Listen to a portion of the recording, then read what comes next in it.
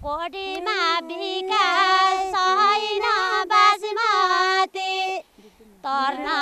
लाग्यो खोला सम्झेर कति तर्न लाग्यो खोला सम्झेर कति बसेर अब फरारमा चाहिँ वडा अध्यक्ष अध्यक्षले थाहा हुनु अछुल अब कोही ती संस्थाहरूलाई थाहा संस्थामा काम गर्नेहरूलाई थाहा हुनु हामीलाई त्यति थाहा छैन बाहिरबाट मान्छेलाई हामीले के थाहा कति बजेट आउँछ क्या छ कति निकास गर्छन् ल्याउन गाउँ काम गरे यति भाव बढ्यो भने दिने भए हामी त्यो थाहा छैन कति आउँछ कति आउन्न त्यो थाहा नै सर हामीलाई महिलाले के बोल्नु पर्ने अनि त्यो महिला मगे नि बाउरुबाट भनिल्ला अनि हामी के भन्ने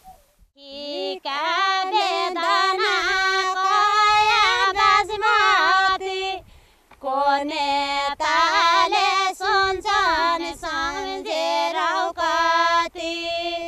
को नेताले सुन्छन् सम्झेर कति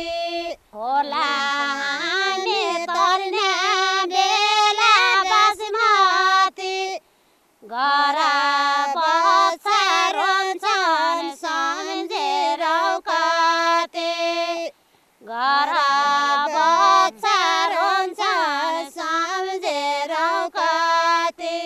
धेरै जान्छन्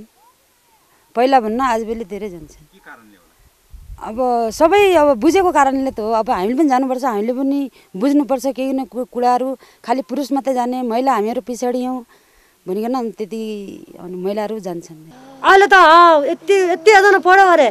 त्यो हामीले पनि यस्तो थाहा हुनु पर्यो भनेर सबलाई असल खुल्तुली लाग्छ सर कुरा सुन्नु पर्यो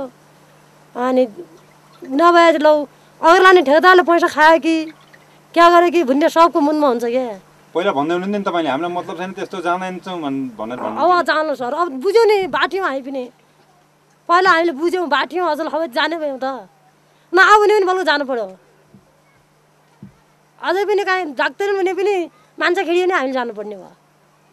किन खेडियो मान्छे के गर्दो रहेछन् कहिले कार्यक्रम जस्तो चाहिँ केही छ कि भनेर अति हिसाब किताब भन्ने हामी त्यो मात्रै नगए पनि कार्यक्रम हो कि भनेर पनि हामीले त्यहाँ जानुपर्छ आफै आफ कसिने नि यस्तो किन भयो हामीले पनि अवसर सर्नु पर्यो भन्नु पनि पाउनु पर्यो त हामीले बोल्न नपाइने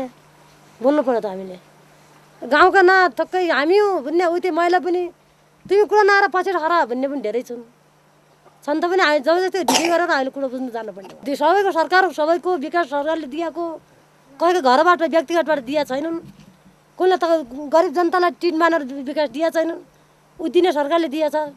उसो बुझ्न खबरले जानुपर्ने भयो सर डढो हुनै पर्यो अनि फेरि भएन अब केही न केही जारी चोरी नगर्नु पर्यो सर बोल्नलाई चाल्नलाई लुक्नु किन पर्यो लुक्ने मान्छेलाई धेरै हेर्छन् के अब सिक्नु पर्यो हामीले बोल्न सिक्नु पर्यो